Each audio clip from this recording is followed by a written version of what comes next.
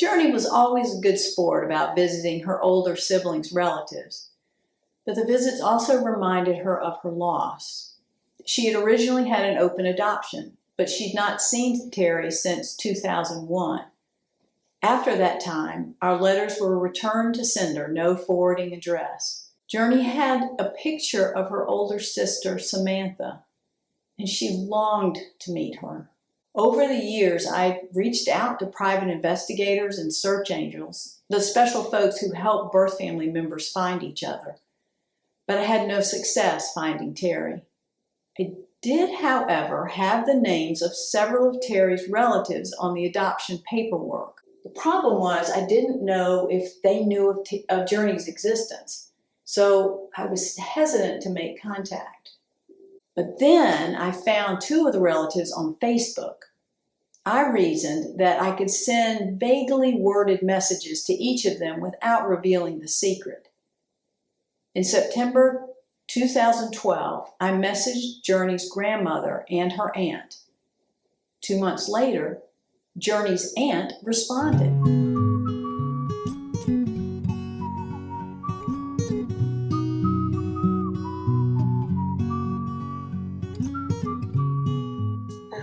Around the time that Terry would have been pregnant with Journey, we weren't in contact.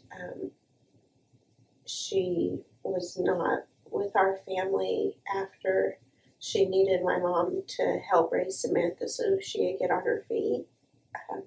But she wasn't really able to do that. And with prior trauma and heartache, not really having a solution or support for it really broke her heart, and she felt like she lost her first daughter, so she wasn't able to stay around at the time that our mom was taking care of Samantha, her granddaughter. When our dad died, that's when we reconnected, and she had been gone for almost 8 years, I believe. And I was able to reach out to her, and we were able to connect and communicate enough to have her come back to Oklahoma where we had grown up. But at some point, pretty early on, and just being in each other's lives, she shared the pictures of Journey that she had with her. She had kept pictures of Journey, her second daughter that no one knew about, with Samantha, the first daughter that our mom was raising. My mom had asked me if I knew who you were, because she's not real computer savvy. And I said that you were a friend of Terry's, and left it at that because I knew she didn't know about Journey. So I answered I was hopeful that there would be a connection made, because I knew it was just like an open piece that had just lost its way. I remember after getting the Facebook message and messaging back and forth, and eventually having a phone call with Rebecca before actually getting to have a phone call with Journey. But I felt really comforted to connect with Rebecca and hear her and know that here's somebody who you can speak about hard things to. I may have been rushing things, but I proposed that we meet Terry and Christy in December because our family was traveling out west to visit Sky, who was in a treatment program called High Frontier in Texas. I also had Journey on my heels, pushing from behind to make contact. Christy agreed, and she said she would get Terry on board. And during winter break, we went to Oklahoma, stopping first to see the sights in Oklahoma City.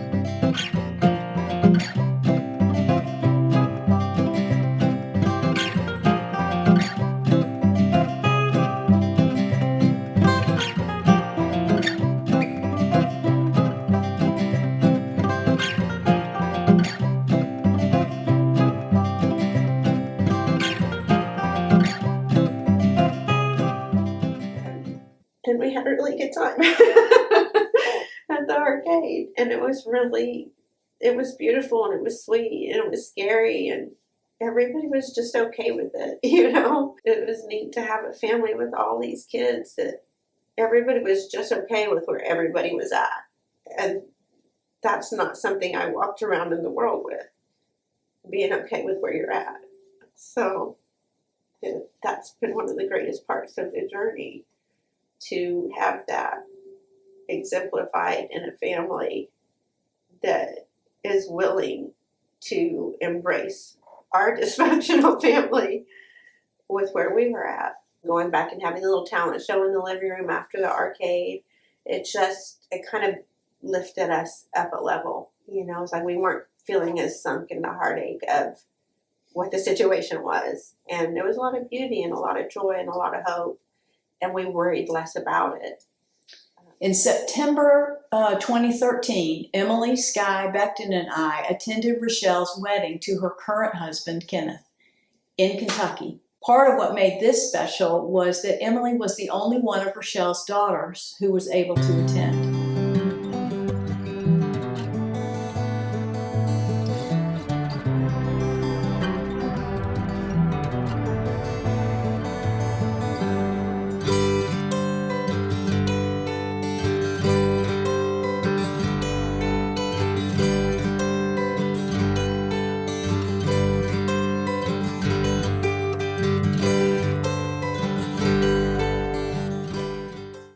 Journey was still anxious to meet her sister Samantha, but we understood that for the time being, we should focus on reconnecting to Terry and getting to know Christy better. We invited both of them to visit us in Atlanta the following December. In the end, only Christy made it. She was supposed to come, but she had too much anxiety to fly, and I don't know how much of that was out being able to have her own safe place. Like, to go and visit is different than someone coming to visit. I know she wanted to. I think we waited pretty close to the last of it, and I didn't recognize it. It was too much trauma. But I knew that as scared as I was and as nervous and anxious as I was not going to not go, because I wanted that connection. And I have a heart for my nieces. But I wasn't going to not go see my niece and get to know her more. Anything. Like, to stay in the carriage house, it was really, really cool. And I think that we decorated for Christmas, and there was all this family hubbub with kids running around and everybody just being in their hearts and their lives. And I loved all the chaos, and everybody had their stuff come up, and everybody was still okay with it. You know, little spats or misunderstandings, or like just trying to figure out dinner, you know? That same month, Kimberly reached out, and Sky was able to reconnect with her. I don't remember exactly what prompted wanting to meet her. I think maybe the opportunity to meet her arose, and I took advantage of that. I mean, of course, I had always wanted to have a connection with her, and I think being at High Frontier, a lot of kids there were adopted, and I think a lot of them, we did talk about adoption a lot at High Frontier, and I think a lot of kids weren't as lucky as I am to have open adoptions and be able to know their biological families. So I think that also prompted it quite a bit. By now, Emily was an adult, and she was capable of making visits on her own. Then there were like the times that Emily and I went and got matching tattoos together that represent open adoption, because that's who we are. Sky continued to get to know her birth mother better.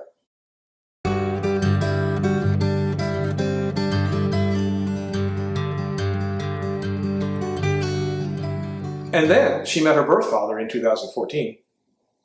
In May 2015, KJ was graduating from high school. We brought Tina and her boys to Atlanta to share in this achievement. In his speech, KJ talked about his years at a small high school and then acknowledged both his birth and adoptive family. Yes, academia is a small school. What I've learned is that a small school, each one of us is important. We can't all be the best at everything, but I try. But what Academia of the Oaks has taught me is that each of us can be the best at our own lives. And even when I go off to West Georgia in the fall, to a much bigger school, I'll take that lesson with me. I can be the best me wherever I go. I want to thank all my classmates for 4 amazing years. I want to thank my family. I truly couldn't have made it here without the love and support. Today I have representatives from both parents of my extended family. I have Tina Miller Primus, my birth mother, And my brothers, Colton, Austin, and Zachary, are here from Nebraska. If you guys to stand, I want to recognize you guys.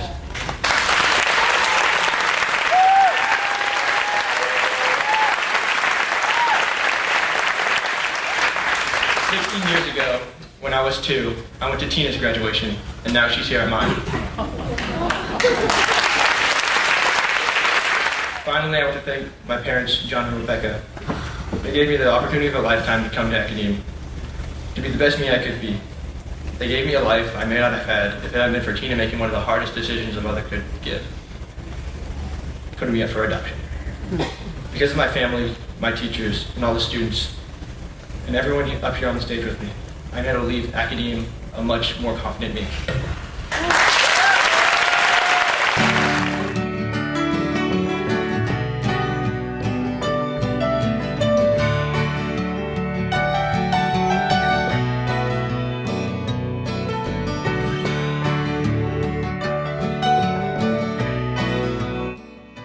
We enjoyed showing Tina, Colton, Austin, and Zach the sights around town.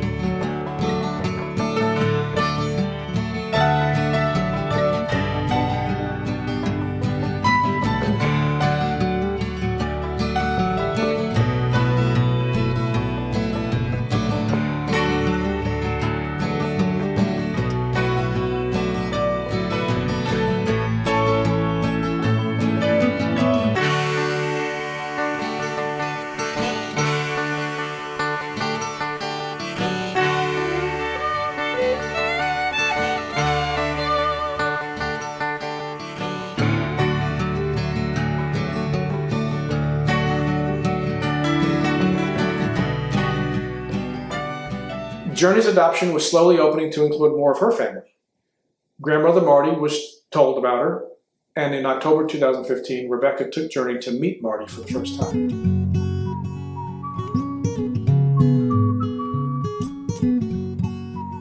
Actually, I was probably 71 at the time I learned about Journey, and Christy and I were together in Oklahoma City, and told me that I had a granddaughter, another granddaughter. And at that time, of course, it was a total shock, and a lot of tears were shed, and especially a lot of questions, and maybe more questions than answers. And in the process of finding that out, I found out that Christy had already known about Journey. Terry, I don't know how long before this particular time and year, had asked Christy or sworn Christy to secrecy. At the time I was told about Journey, I wanted to meet her right away, and I wanted to see her. And I still had, at that point when I found out about Journey, I had a lot of anger with Christy for not telling me sooner. And why wouldn't you tell your mother sooner? I know that Terry and I talked about telling our mom, which meant me. We just kind of functioned that way. I think I, on the periphery, could feel and sense all that meant of not knowing for so long that she had another grandchild. And that's big news. That's big news.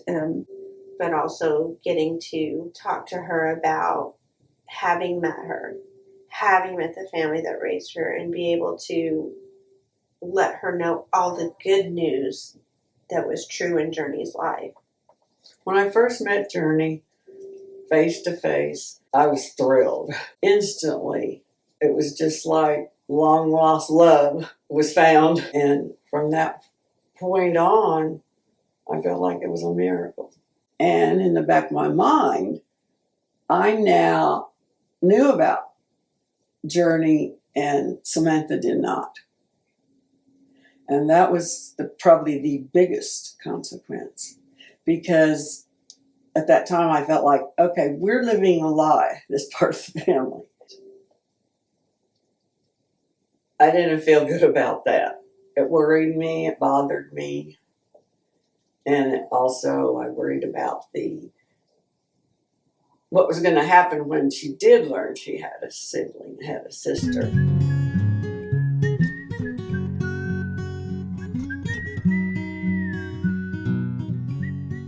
In October 2015, I remember finally meeting my grandmother Marty.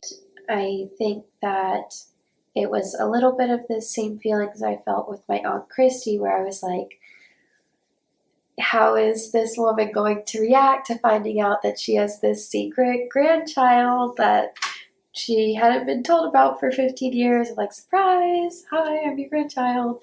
But when I met her, she was very much like Christy, just big, big bear hugs and like, oh my goodness, like, so glad to have you. I love you so much. I can't believe that you're here.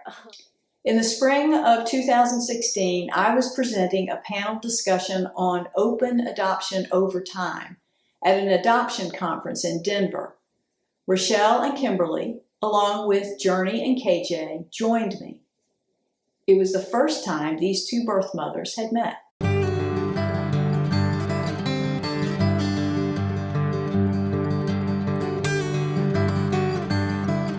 We then proceeded with Journey and Becton to Oklahoma for another visit with Terry, Christy, and Marty. And I remember we had gone to the nursing home where she was working, and she's a talker, which I love. She just would answer all my questions, and she just like gave me everybody's life story. Felt like I had gotten to know the whole family through my grandmother and the stories that she had shared with me. And that was really, really nice to feel, to have another form of connection through my grandmother, but also through these stories that I wasn't a part of, but am now able to learn and become a part of. I need to back up and say that life with Sky had not always been very easy. Always a rebellious, impulsive person, she had run away in her teenage years on several occasions, distressing all of those who loved her. At those times, Kimberly was a partner with John, our nanny Sherry, and me in trying to get Sky back home. That was some tough times. Like all I could see was, oh man, here I just saw myself leaving home, and I'm like, please don't let this happen, because that was the one thing in the world that I didn't want to happen. As I didn't want any of my kids to do things that I did or go through things that I went through, and like all I could think was like, oh my God, please. And so it was really cool that we kind of teamed up and were like, hey, get your mouth. When Sky finally came home to stay in the spring of 2016, she was pregnant and delighted at the prospect of becoming a mother. She included both her mothers in the gender reveal. That was awesome. The gender reveal was great. Yet another thing that I didn't think I would get to be a part of, and then I love that she's included me. She sees us both as mom, and that means so much. I know I had been visiting her at least quite a bit around that time period, out in Rockmart where she was living. I think I felt like I was getting closer to her. When I had the gender reveal with both of my mothers, I think it's mainly because I know Kim wanted to be involved to whatever extent, and was excited. So I just felt like they both deserved to, be in on it, and it was fun. We had fun. So After our granddaughter Kinsley was born in September 2016, Sky continued to include both of her families in Kinsley's life. Well, when Kinsley was first born, my relationship with Kim was pretty good. Like, we went to visit her a lot, and obviously I would take Kinsley out there with me when she was a baby, and so Kim could see her. And then I got married to my husband, and we moved away, so I wasn't able to go out and see Kim all the time. So our relationship kind of has been up and down since then. We had differing views on certain things. Recently, we have started to kind of slowly rebuild our relationship, I'd say. Meanwhile, Emily was invited to be one of Brittany's bridesmaids in her June 2017 wedding. It was a joyous time and brought Emily's and KJ's birth families together. Afterward, Emily brought her niece Serenity back to Atlanta so that her sister and husband could honeymoon.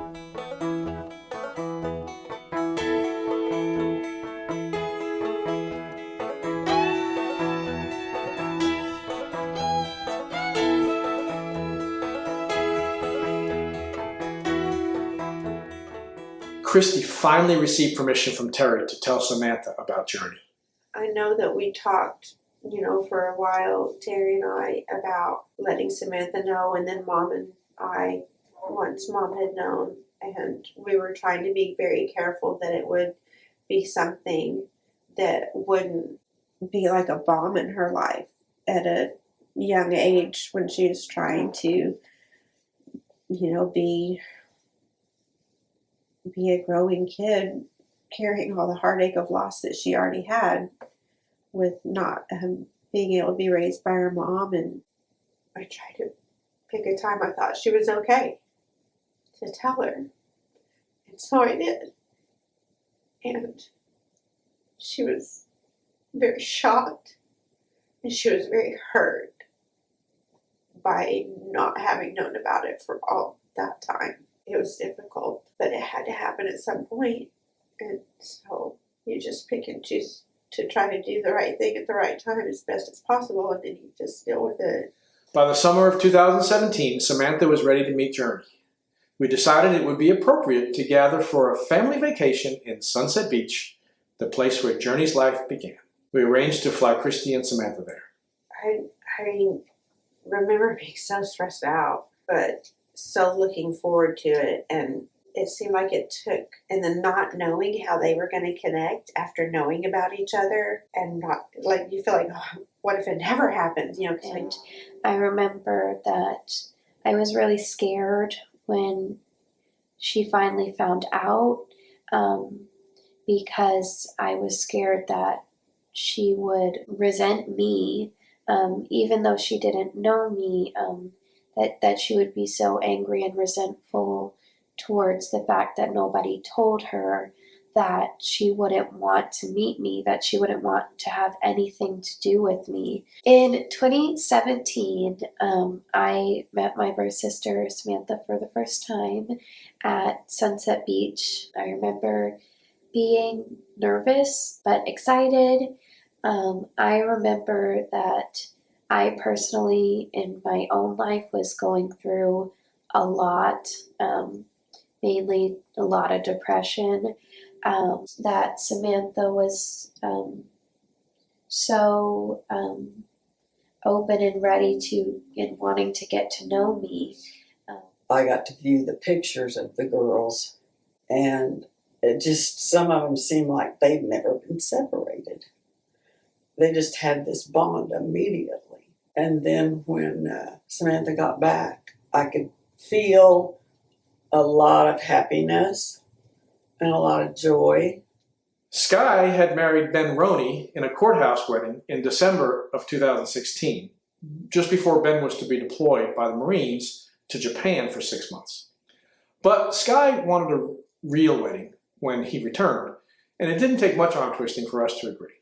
So in August 2017, we gathered friends and family, including birth family, to celebrate this union. I was always worried of when she had a wedding or something. I always was worried that I was going to be excluded and I wasn't going to be able to be there.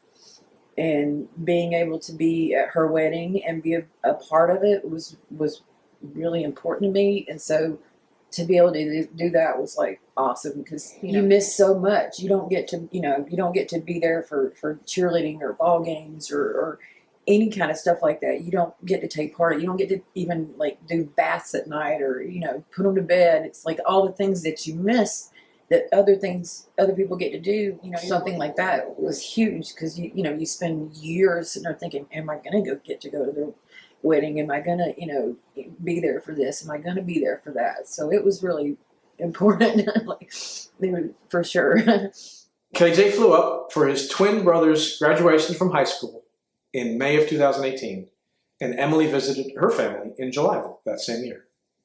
I think the most joyful was when I went up to my two older biological brothers' graduation. We were finally at close to the same age, kind of had some similar life experience up until that point. And then probably go up for my younger brother's graduation as well, when all three of us were finally kind of at that adult age and could talk more about, working and the world as we've lived it, and kind of making jokes about it.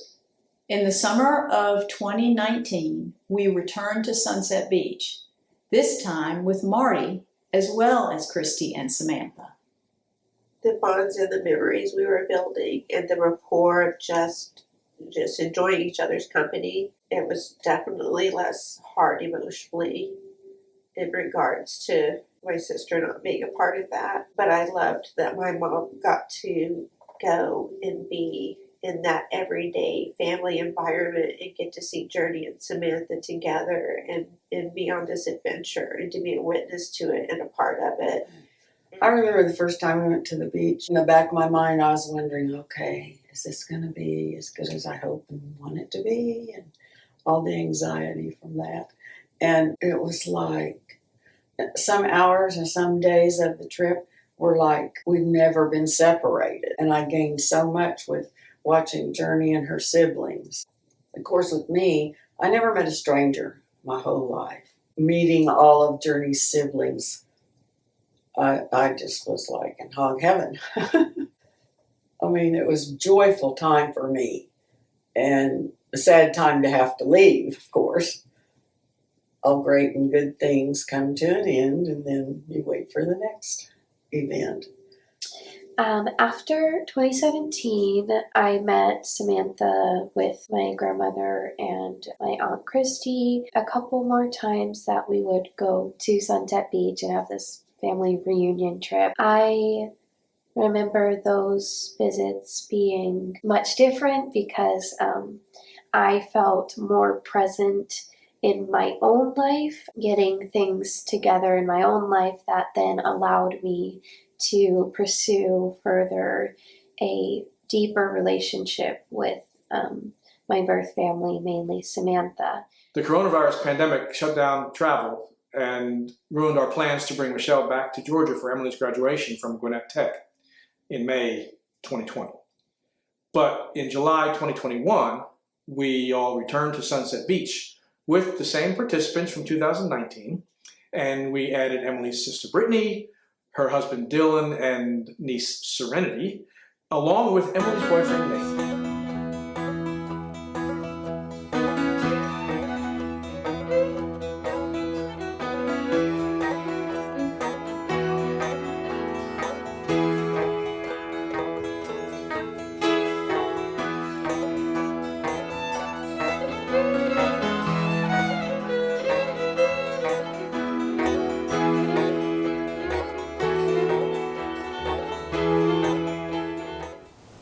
One of my most joyful times with Journey was the last beach trip, and she was sand arting, and I just felt like we were close together then, and talking about what she was drawing and her artistry, and finding out more about her princess jobs and how much, work and love. And I could tell right away at that trip time too that she has such an amazing talent in artistry of all kinds, like costuming, wig making. And I've learned, and I've also experienced times with seeing what Samantha's doing now. And Journey is like a professor in helping Samantha. Our now young adult children visit their birth families as they are able to.